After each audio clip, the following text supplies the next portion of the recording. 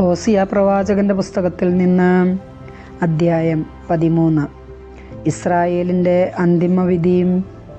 എഫ്രൈം സംസാരിച്ചപ്പോൾ ആളുകൾ വിറച്ചു.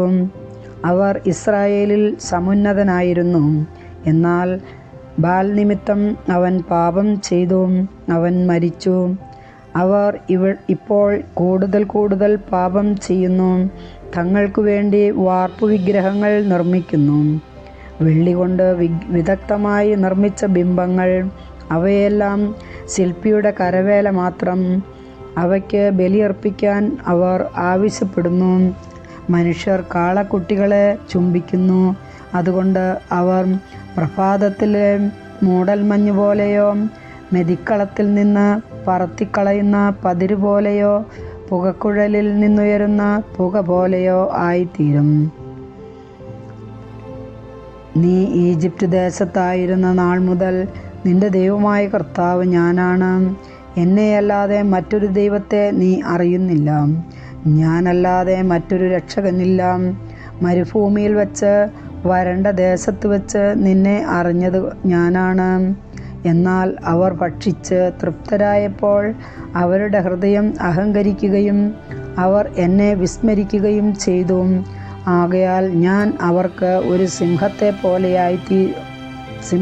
പോലെയായിരിക്കും. പുള്ളിപ്പുലിയെപ്പോലെ വഴിയരികിൽ ഞാൻ പതിയിരിക്കും. കുഞ്ഞുങ്ങൾ അപഹരിക്കപ്പെട്ട കരടിയെപ്പോലെ ഞാൻ അവരുടെ മേൽ ചാടി വീഴും. അവരുടെ മാറിടം ഞാൻ വലിച്ചു കീറും. സിംഹത്തെപ്പോലെ ഞാൻ അവിടെ വെച്ച് അവരെ വിഴുങ്ങും. വന്യമൃഗങ്ങളെപ്പോലെ അവരെ ഞാൻ ചീന്തിക്കളയും. ഇസ്രായേൽ, നിന്നെ ഞാൻ നശിപ്പിക്കും. ആർക്ക് നിന്നെ സഹായിക്കാൻ കഴിയും? നിന്നെ രക്ഷിക്കാൻ നിന്റെ രാജാവ് എവിടെ? നിന്നെ സംരക്ഷിക്കാൻ പ്രഭുക്കന്മാരെവിടെ? എനിക്ക് രാജാവിനെയും പ്രഭുക്കന്മാരെയും തരിക എന്ന് നീ ആരെക്കുറിച്ച് പറഞ്ഞുവോ അവർ എവിടെ? എൻ്റെ കോപത്തിൽ നിനക്ക് ഞാൻ രാജാക്കന്മാരെ തന്നു. എൻ്റെ ക്രോധത്തിൽ ഞാൻ അവരെ നീക്കം ചെയ്തു. എഫ്രൈമിൻ്റെ അകൃത്യങ്ങൾ രേഖപ്പെടുത്തിയിട്ടുണ്ട്. അവൻ്റെ പാപത്തിൻ്റെ കണക്ക് സൂക്ഷിച്ചിട്ടുണ്ട്.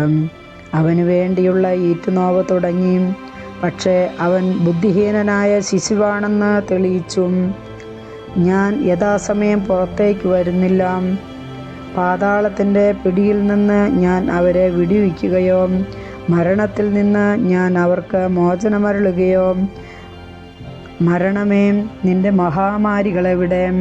പാതാളമേ, നിന്റെ സംഹാരം എവിടെ? അനുകമ്പ എൻ്റെ കണ്ണിൽ നിന്നും അപ്രത്യക്ഷമായിരിക്കുന്നു. ഞാങ്ങണ പോലെ അവൻ തഴച്ചു വളർന്നാലും കിഴക്കൻ കാറ്റ്, കർത്താവിൻ്റെ കാറ്റ് മരുഭൂമിയിൽ നിന്നുയർന്നു വരും. അവൻ്റെ നീരുറവ വറ്റിപ്പോകും. അവൻ്റെ അരുവി വരണ്ടുപോകും. അത് അവൻ്റെ ഭണ്ഡാരത്തിൽ വിലപിടിപ്പുള്ളതെല്ലാം കവർന്നെടുക്കും. സമരിയ തൻ്റെ തെറ്റിന് ശിക്ഷയേൽക്കണം. അവൾ തൻ്റെ ദൈവത്തെ ധിക്കരിച്ചു. അവർ വാളിനിരയാകും. അവരുടെ കുഞ്ഞുങ്ങളെ നിലത്തടിച്ചു കൊല്ലും. അവരുടെ ഗർഭിണികളെ കുത്തിപ്പിളരും. കർത്താവിൻ്റെ വചനം.